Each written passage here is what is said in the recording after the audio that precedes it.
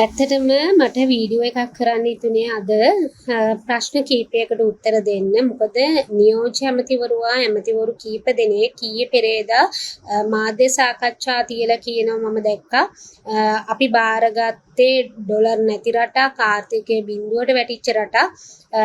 මේ රට අපි කරන නිසා මේ විදියට හරි තියෙනවා, අනිත් අය කරා නම් මේ විදියටවත් කළමනාකරණය කරගන්න බැහැ කියලා. ඉතින් අර මට හිතා ගන්න බෑ මේ ඇමතිවරු සහ නියෝජ්‍ය ඇමතිවරු මේ විදියට බොරු කියන්නේ කොහොමද කියලා. මොකද මේගොල්ලෝ හිතනවා ඇති අර ගොබෙල්ස් න්‍යාය වගේ බොරු කියලා ඒ බොරුව මිනිසුන්ගේ ඇඟට දැනිලා ඒක පත්තියන් වෙලා මිනිස්සු ඒක තේරුම් ගනීවි කියලා. හැබැයි මේ රටේ මිනිස්සු බත් කන මිනිස්සු ඉන්නේ. ඉතින් මේ මිනිස්සු 68 ලක්ෂයක් ඕගොල්ලන්ට ඇවිල්ලා ඡන්ද ටික දුන්නේ.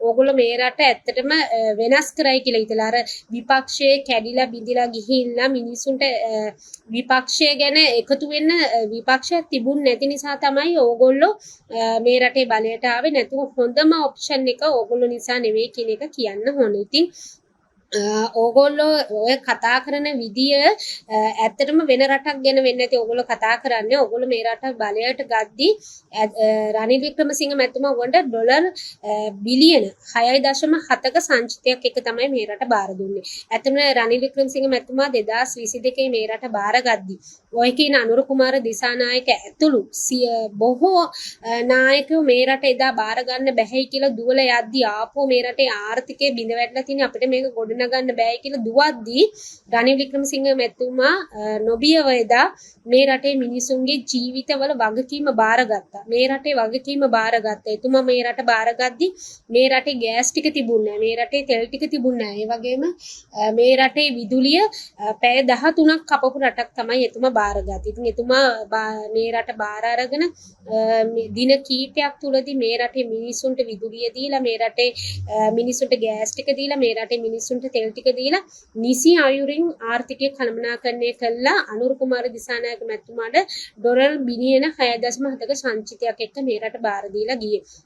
එතුමා මේ රට බාරගatti මේ රටේ ජනතාවට හෙටක් ගැන බලාපොරොත්තුවක් තිබුණේ නැහැ. මේ රටේ මිනිසුන්ට සල්ලි තිබුණත් දරුවන්ට කිරිපිටි පැකට් එක අරන් දෙන්න කිරිපිටි පැකට් එකක් තිබුණේ නැහැ. මේ රටේ අධ්‍යාපනය, දරුවන්ගේ අධ්‍යාපනය සම්පූර්ණයෙන්ම බිඳ වැටිලා තිබුණේ.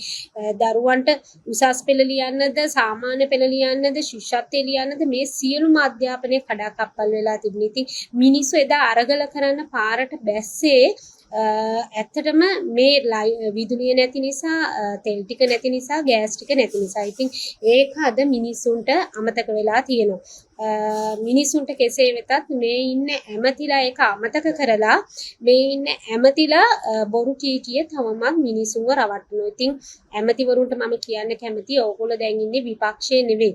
විපක්ෂයේ කියපු සටන් පාට, විපක්ෂයේ කියපු බොරු අද වළංගු නැහැ ඇමතිතුමාලා.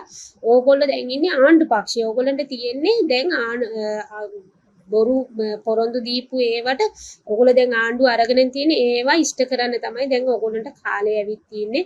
තවදුරටත් විපක්ෂයේ ඉන්නකොට කියපු දේවල් කියලා මිනිසුන්ව රවට්ටන්න එපා. මොකද මිනිස්සු දන්නවා මේ රටේ ආර්ථිකය ගොඩනැගුවේ රනිල් වික්‍රමසිංහ මැතිතුමා කියලා. ඉතින් ඒක ඕගොල්ලෝ අමතක කරන්න ඇදුවට ඒක අමතක කරන්න බැරි යථාර්ථයක්.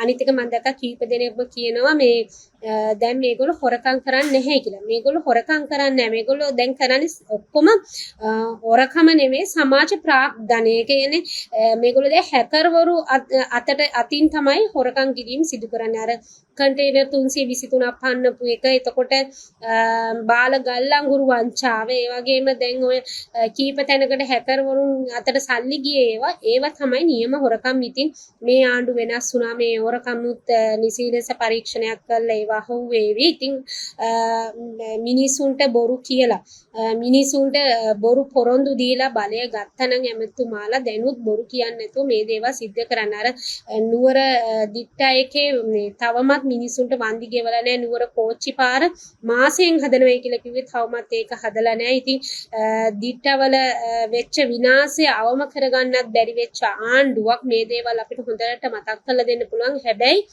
දැන් තියෙන්නේ මිනිසුන්ට ආර්ථික පීඩනය දරා ගන්න බැරි කම. මේ දිනෙන් දින වැඩි වෙන මේ තෙල් මිල නිසා ඇත්තටම ගෘහණියයි දරුවෝයි තමයි වැඩිම පීඩනයකට ලක් වෙන්නේ. මොකද පොකට් එකට ලැබෙන ආදායම් වැඩි වෙන්නේ නැහැ තෙල් මිල වැඩි වුණා කියලා. වැටුප වැඩි වෙන්නේ නැහැ. ඉතින් ලැබෙන ආදායමෙන් තමයි සියල්ලම කළමනාකරණය කරගන්න සිද්ධ වෙලා තියෙන්නේ.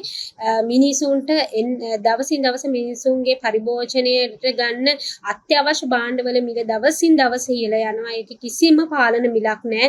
මිනිසුන්ට මේ දේවල් දරා ගන්න හරි අමාරු ඇමතුමාලා. මොකද ඕගොල්ලෝ එදා රුපියලකින් තෙල් වැඩි වුණත් මහපාරට බැස්සා. විශේෂයෙන් මේ කාන්තා මන්ත්‍රීවරියන් අද ආණ්ඩු කරන ඒගොල්ලන්ට මම කියන්න කැමති ඕගොල්ලෝ එදා ගෑස් ටැංකිය උස්සගෙන තෙල් මිල වැඩි වුණාම බෝඩ් උස්සගෙන පාරට බැහැලා දියව් කියලා කෑ ගැව්වා. හැම දෙයකටම විරුද්ධව එදා ඕගොල්ලෝ පාරට බැස්සා.